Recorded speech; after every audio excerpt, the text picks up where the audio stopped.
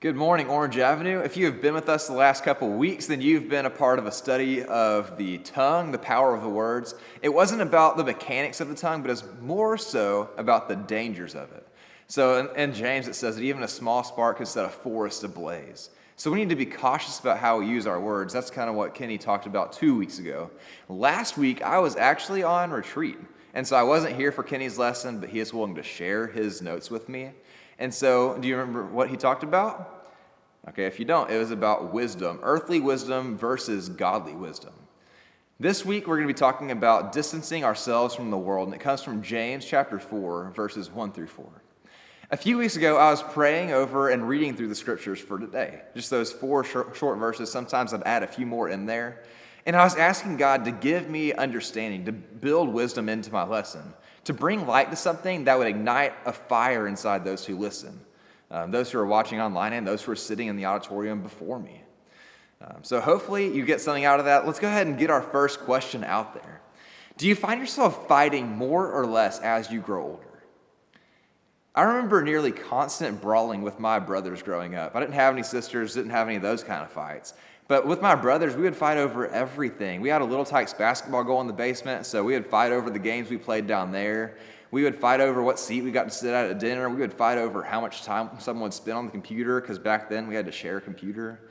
The things we fought about that back then probably drove my parents nuts. But I kind of miss those simple days where we're just running down the stairs to see who can get there first. Now my fights are over the phone with them since they live like 9 hours away. So I kind of miss those battles. But for me, I find myself bickering less the older I get. But when fights happen, they tend to be a bigger deal.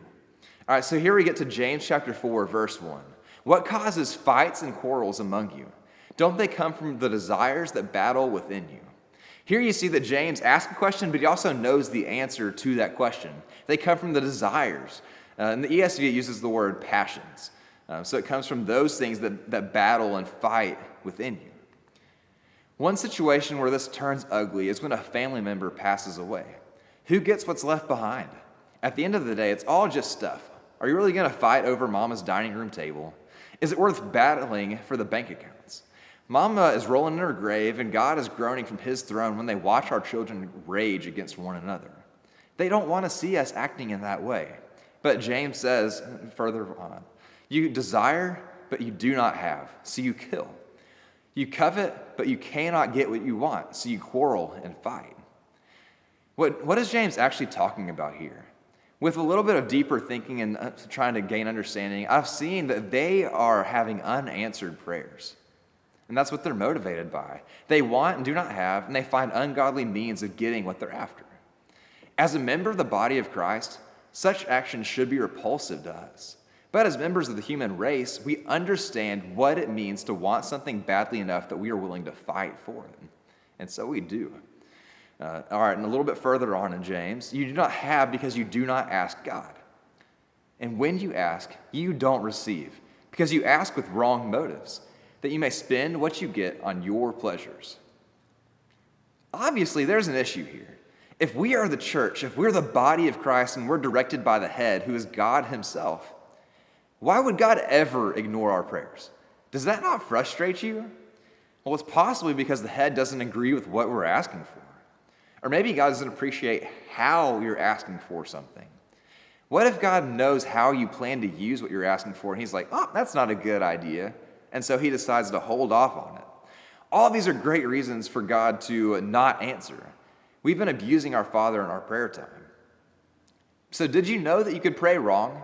There's several verses I want to use here to help you gain the understanding of our wrongful prayers or wrongful questions of God.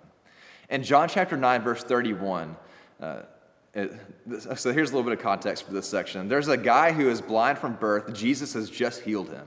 The Pharisees hate the fact that Jesus healed him because he's getting all this recognition and notoriety. And so they're trying to stop this guy from giving him the credit for the miracle that's taken place.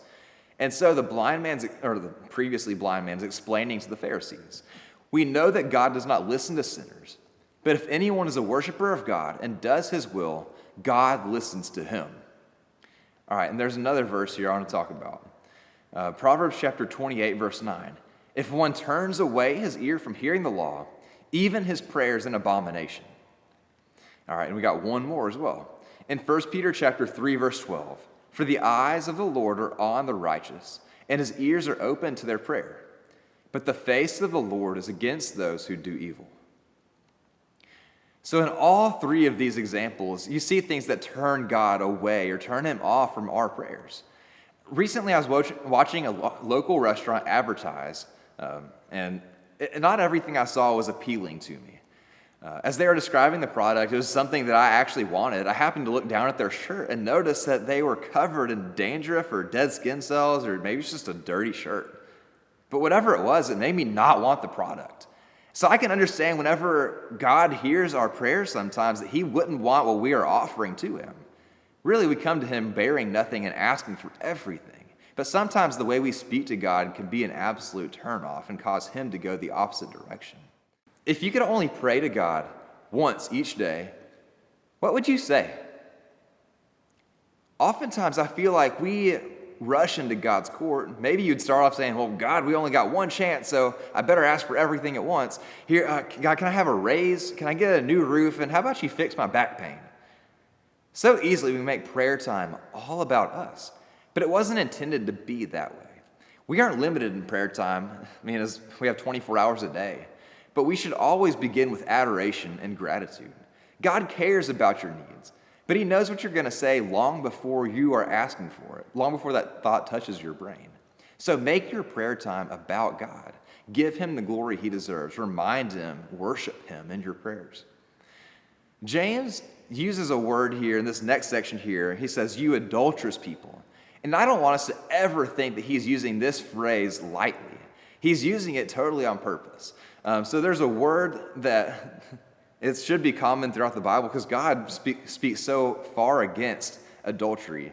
Even in the Old Testament, he uses a man, Hosea, and he calls him to marry a prostitute. And I can't imagine the feeling Hosea had when he's like, oh, that's who you have chosen for me? But at the same time, God used that demonstration of this man's life to demonstrate what Israel was doing to their father, their God. Literally, Hosea didn't know where his wife was going to be when he got home. There were times when he named his son, not my son, like obviously in a different language, but can you imagine that being your name throughout all of life because your father, well, it wasn't actually your father? To have many kids but to never truly know if they were your own, that would be incredibly painful. I can't imagine the grief that I would feel, but God can because we have done this same thing to him. And so James says, "You adulterous people." How have we done this to God? When we choose ourselves over him, when we place temporary things, our jobs, sports, or even families in higher positions. When we appear to be faithful on Sunday, but we forget to be faith-filled for the rest of the week, that's an issue. Those decisions will never be pleasing to God, who is faithful to us, even to the point of sacrificing his only son. In this section here, we get another word that you'll need help understanding because maybe you know it better than I did, the word enmity. Honestly, it's the first time I've used that word in a sentence, but there's a deeper meaning that we all need help understanding. So the biblical language that this was written in, James, was written in Koine Greek. And so the word ekthra was used. I decided against taking Greek in college. Instead, I took racquetball and food prep. And so you're about to hear the extent of my biblical knowledge. It all comes from BibleHub.com, so there's a shout out there. But the word ekthra, there's a few verses that are going to help us understand this word and how it relates to enmity and how it changes our relationship with God. So the mind governed by the flesh is hostile, ekthra, to God. That's from Romans chapter 8. In Luke 23, it says, "That day Herod and Pilate became friends. Before this, they had been enemies." Ekthra, enemies. Idolatry and witchcraft, hatred, discord, jealousy, fits of rage, selfish ambition. The word hatred there is also like that core, that base word would be ekthra. That's from Galatians 5 where it talks about the fruits of the flesh. And further on, you get the fruits of the Spirit. All right, so here we have the word enmity. The Bible says that friendship with the world, ekthra, is enmity against God. That's what James is actually saying here. You adulterous people, don't you know that friendship with the world means ekthra against God? It's hard to imagine anybody in here or at home on their couch, like taking time out of their day to watch a Sunday sermon, dressed in their Sunday best, having hatred toward God. Now go ahead and raise your hand in your living room or at home. And raise your hand if you hate the creator of the heavens and the earth. I'm not expecting anybody to raise their hands, although I can't see you, because you're here. But sometimes our actions demonstrate something different than we might feel in our hearts and in our minds. But anyone who chooses to be a friend of the world becomes an enemy of God. Have you ever had to make a choice between friends? Like there was some sort of feud between the two parties, and they were expecting you to pick sides. Hopefully the debate can be resolved and everyone can be friends again, but this is not going to happen in this case.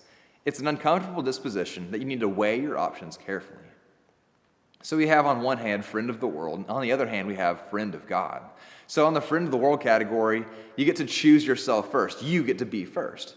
But if you're a friend of God, the first shall be last and the last shall be first. If you're a friend of the world, you get to gather all you can for yourself and heap it up. But as a friend of God, you're supposed to give to the poor, not even from excess, but from the things that you find necessary from day-to-day life. If you're a friend of the world, you get to look out for yourself. But if you're a friend of God, you're supposed to consider others before yourselves. In John chapter 10, verse 10, Jesus says, "The thief comes only to steal, kill, and destroy the friend of the world." Or you have Jesus' part, the friend of God, where he has come that you may have life and have it to the full. Here's the point. While the world offers things that look nice, it often leaves you feeling empty. While what God offers looks like you might be emptying yourself, but you will feel satisfied from what is left over from it. God will continually fill you up if you are giving of yourself. At retreat this last weekend, I asked a few of my friends who happen to be Bible lovers to speak. So Jeff Hubbard made the point that you can tell a good friend from a bad friend by this. When there is one more piece of pizza, will they eat it themselves? And when I heard that, I was like, well, darn, I'm a bad friend. And I just found out right now. Will they make sure they are full, or will they care for your needs? Will they make sure that your stomach doesn't remain empty over their own? What kind of friend would you rather have? And what kind of friend would you rather be? The first time I got asked to speak here at Orange Avenue on a Sunday morning, I had this idea, this vision or dream pop into my head. And as I was preaching, I was looking out over the auditorium, left or right, seeing everybody in here, back before we had all the blue tape mixed in the aisles. And every single person, over 300 people, they were actively studying with somebody else that was a non-believer that didn't know about God yet. So I had another vision as I was asked to speak again this time. And I'm going to go ahead and tell it because I feel like I need to. This time while I was mid-sermon, other people were walking up out of the pews, and they were going to preach alongside me. In both of these visions, these ideas gave me such joy, such excitement about the future. This was never about me or Kenny, and honestly, it wasn't about you guys either. It was always about giving God the glory and the adoration and worship that he deserves. There's a song on YouTube that I found a few years ago. It's called Better Is One Day by Trey McLaughlin. And I highly recommend listening to it.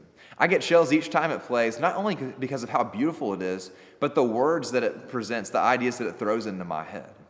It goes, better is one day in your courts, better is one day in your house. Better is one day in your courts than thousands elsewhere. And it's actually from Psalms 84. I'm 29 years old. I've been on the earth over 10,585 days at this point. And that sounds like a lot. And I know some of you have many more days to give. But I would honestly rather give up all of those days to spend just a second before God's throne. So here's our idea as we continue this thought of transitioning or distancing ourselves from the world. Rather than become cozy with the world, get cozy with God. Instead of having ekthra with God, build up this ekthra toward the world. We don't need to be building friendships. Okay, so you can have friends that are of the world, but we need to keep this line here. The people who are influential in your life, who are they and do they know Jesus? Because if they don't, then we need to be drawing them in and helping them understand and know him. And then lastly, we need to have prayers that are motivated by the plans of God. Instead of asking for things that are always selfish and about our own designs, we need to make sure that God's plans are included. What's that church song? I think it's called Turn Your Eyes Upon Jesus. It finishes by saying, and the things of this world will grow strangely dim in the light of his glory and grace. If you ever feel like you're growing distant from the world, that's not a bad thing. The world may hate you or misunderstand you because of it, and that's truly okay. If you feel like you have any reason to come and talk to somebody, then Kenny and I are here for you. I know that any of the elders would love to start that conversation, but we can't do anything about it until we know what you are going through. So come and talk to us and introduce yourselves into our lives and help us get to know you better. We want to help you distance yourselves and get to know God's plan for your life. All right. Let's go ahead and pray as we close out this service today. God, thank you so much for allowing us the opportunity to know who you are. It truly is a pleasure to be in your presence. I know I look forward to joining you in heaven and spending these days and these hours and years and months in your courts. But God, right now we are here on earth, and I pray we can experience your presence every single day. God, help us to know that your word is truth. And God, fill us with your wisdom. This is all in your Son's name we pray. Amen.